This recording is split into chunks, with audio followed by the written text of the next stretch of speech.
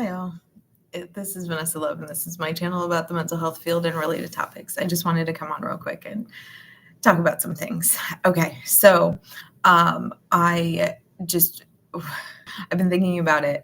I know someone who I go to the gym with, and he is a plumber. And I was thinking, like, why is it that always, like, people think that like your first meeting at a therapist's office, like you're just going to have like so much insight and change everything. And I think there's a couple of reasons for it. And I think like one of those reasons is because we have plumbing, and let's say like like if there's a plumbing issue in your house, like it's something that's probably happened over time, and you call someone over and they, do whatever they need to do, like, work on it for a day, get a part, whatever. And then, your clog or whatever is gone, right? Like your plumbing continues to work at your house, right?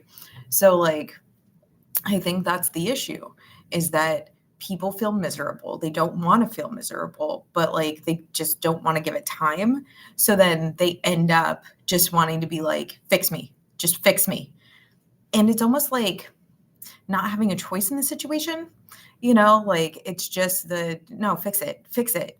And like sometimes with family members too, they'll be like, but you're seeing a therapist, like they should fix it. You should be fixed, and it's like, well, sometimes chronic, mental health issues like depression, trauma, ADHD, bipolar, don't like they're chronic illnesses. This is like your pipes just aren't laid right. And like you are always going to have this same problem happen over and over again. And there's no real changing it, because this is like, let's just say it's one of those things where it's like, well, it's deep in the ground, and like you have to get city permits, and it's connected to like the whole like water supply and everything, like where it's more complicated than just like, oh, it's just a clogged drain, do some stuff and like have it done, you know. And then like some people don't want to take medication, which like totally understandable. You hear terrible stories. I've seen terrible stories like live, and I'm like, oh yeah, no, I totally get it. Now if you had moderate ADHD, right, yeah, of course you can like change your diet and exercise, and like like that might work for you. But for some people with like more extreme cases of ADHD, that's never going to work, because your brain is never going to rewire itself to work properly. Like it's just not going to work. And so when people are like, "Oh, but I want to do something," okay, like there's plenty of very good resources on how to like how to eat if you are going to reduce your ADHD symptoms. But like it's not for everyone. Also, I mean, unless you are very willing to stick to it, you won't. And especially if part of your ADHD is the impulse like problems, you will feel miserable. You will feel miserable on a diet, okay? Because you're not gonna have you're not gonna have the food that you impulsively eat. So like, it can be a problem, and you have to be willing to do it. And for some people, their brain either can't or they're not willing to, because it's still miserable. Like I'm not going to be like, "Oh, no, you can have such great food." You have to give up red color number dye. Sorry, red food coloring, like red dye number whatever, 60, 80, 88, I don't remember, 90, whatever it is that's in everything, you're going to have to give that up. You know how many things that's in? A lot. You're not going to have blue frosting. I mean, for me, I'm like, that's super easy. I don't have frosting. But like some people, some of those tomato based pastas or whatever, it's what it has. It has red dye number whatever.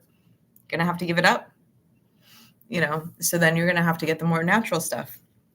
You're gonna have to reduce your sugar. You're gonna have to do all of these things, and it takes time. And people don't always want to take time, and especially if they feel like crap, don't want to take time.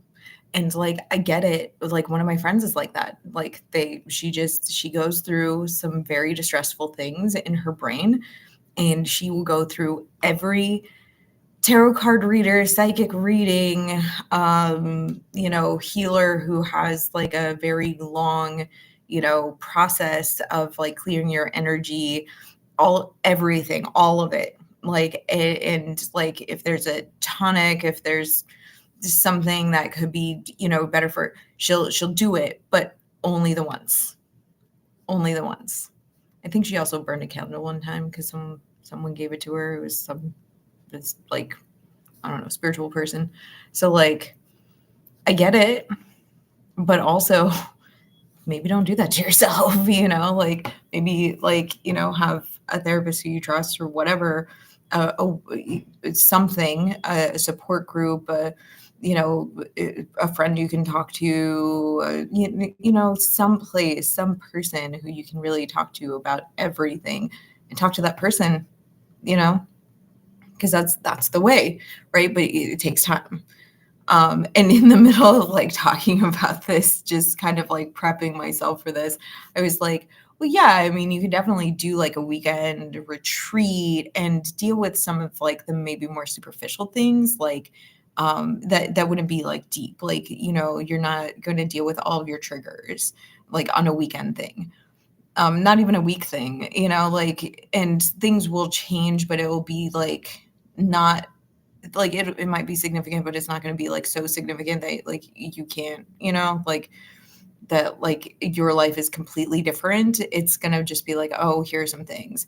And like, let's imagine that it's just like self-esteem, so like you have a weekend retreat that you've paid like hundreds of thousands of dollars for, and then after that notice that you're just able to like be a little bit more assertive. Or I know like some people have gone on them to like work on their marriage, that type of stuff, and it's like, oh, okay, like that's really good, but like some of the lasting changes have to be after that, like they have to be your choices after that. You don't usually wake up and just go, yeah, I'm just going to change everything. Let me get rid of this life. I'm exchanging it for a new one. But then in the middle of saying that, I was like, I mean, I guess if someone wants to pay me $5,000 and we stay in like some hotel that had like different rooms, but like some hotel that like has nothing going on, like, which I've done for myself before, like go on a writing retreat, stay in the hotel most of the time in like Seekonk, Massachusetts. There's nothing going on there. Like, I mean, it's close to Providence, like it's close to Boston, but it's not close enough. I'm sorry, Seekonk. I'm sure you're wonderful. I like your savers. So like, like I'd probably like order Chinese food, work for like 12 hours of the course of 2 days, and just try and work on some stuff, like just really try and be there for someone to witness some stuff. And like, it's not going to happen on like a weekend retreat with a bunch of people. It really does have to be like a one-on-one thing, and it has to be some of like the more deeper issue, like not super deep, but like it's like below the surface, but still not deep. Because like those things aren't going to change for a while, even if you get them out, even if you talk about them, like talking about them doesn't always resolve them. Like sometimes it unfortunately brings them up, and then it's just on top of your brain instead of lower in your brain. Yay. But yeah, I was like, oh yeah, no, I would do that. And then I'm like, I don't want to do that. I like my weekends. And I don't know if I could like, but I'm sure that there's like coaching out there who like, they would love that, and also not covered by insurances. But yeah, like, that can be a thing. And you can get some places, but it's not going to be the same as like really therapy, and then I was even thinking like, oh, like, oh, I could go, like, if I did something like that, I'd probably go to the gym, and then I could talk about like, okay, so, when you're at the gym, like, what are you thinking? How are you feeling? What does it bring up for you? Like all of these things that like you wouldn't really necessarily be thinking about, like, unless you were in that like situation in that location or whatever. Yeah, so like I think there's so much. But like, I think the other part of that is that Dr. Phil fucked us over, all over, because like many people saw what he did and saw what he asked very important reflective questions, and things changed because he asked questions. And I'm like, do you know how much like they do as far as background information before you even get on there's packets. You have to do so much in order to like even get onto the stage, and he doesn't take everyone, and he doesn't do well for everyone. And like now he's very controversial. He has not helped some people, and in fact he's hurt some people, and like deliberately, like his staff deliberately has hurt people. So like I wouldn't, like I like that, it's really funny because it's like, oh, it's such TV magic. And it's like, yeah, sure, but also, like, have you read his books? Like, he is very much about like such personal responsibility that like if you had a violent crime committed against you, or you witnessed someone, if you were witness to a crime, he would be like, but what were your choices in that situation? Like, what were you doing? Even though it's like, I'm sorry, the person who actually committed the crime is the person who had total control of that situation. So like, even if I was just walking down the street and, like no matter what street I was walking down and something happens in front of me and I am a witness to it, like you're trying to tell me that just me walking down the street is the issue. Fuck you. Like that's not helpful. Like what would you do differently? Fucking nothing. I'd still walk down that same street, like no. And like he definitely does not feel like people are victims of circumstances. And I'm like, I've met plenty of people who are victim of circumstance, and like some of their issues were because of circumstances. I mean, some things is because of like people's choices, but like some things are just out of out of that person's control. So like what like what do you say? Oh, you lived in a path of a hurricane. Why? Oh, this is so helpful for therapy. Oh my god. Like, yeah, I shouldn't have been living there in the first place. Let me find some place that doesn't have a natural disaster. Oh, there's none. Except for like, I think like Arizona gets like the least or something, like Colorado or Arizona. One of those places have like the least amount, but like you could still have heat exposure, So still could be nature against you. Yeah, like oh my god, I can't. Like there's just things where it's like, well, what would you have done differently? I know for like one of my clients, they were taking prescription medication and taking it the way that it was like prescribed. Then it like the laws became stricter. Like all of the doctors who had been openly, almost carelessly, but like writing prescriptions for those things, ended up only being able to carry, like to have only a certain amount of people. She needed it, she couldn't get it, so she's like, okay, well, I wanted to detox. Like what? Like you're telling me that somewhere in that situation she had a choice that she made that was like not in her best interest. And it's like, what do you mean? Where in that? A doctor prescribed something for her, she took it. She needs it. Like there's nothing in my mind that says, oh my god, like she should have known. She shouldn't have been taking that in the first place. She shouldn't have went to that doctor. Like, do people think about that? Like, is that like a normal thing? Like, no. Like, she didn't need a second opinion. She had like, I can't remember, cystic fibrosis or fibromyalgia or something. Like something that's like chronic and like painful. And, in that case, Dr. Phil would be like, yeah, but you went to that doctor for pain management. Motherfucker. What type of good therapist? Ugh, And then I'm sure that there would probably be something like, how do you feel like your dad or like your mom, in this situation? Like no one else in the family has this, like what do you do? Like, how is that helpful? You know? But yeah, like people like see that stuff and they're like, oh, and I've said before, like if I had that much background information of everything, yes, I could definitely go into a therapy session and be like, I know how I'm going to like navigate this. But also, I would know how to do that for every session afterward. And I wouldn't have to refer out and I wouldn't have to like find someone local for that person to go to. And like it's a bunch of other stuff where it's like, he does not continue that journey for that person. He has to refer out and he is not licensed anymore. So he doesn't even have the capability of making sure that people are getting the help that they need because he cannot, sorry, he cannot like, make sure, verify everyone he's sending these people to are good therapists. He only knows, oh, okay, it's this insurance, this issue. Here's someone in the area. That's it. That's it. So like it does seem like he does wonders, and like that sometimes like these like very like straightforward things are just like done, but like damn, like it's ridiculous.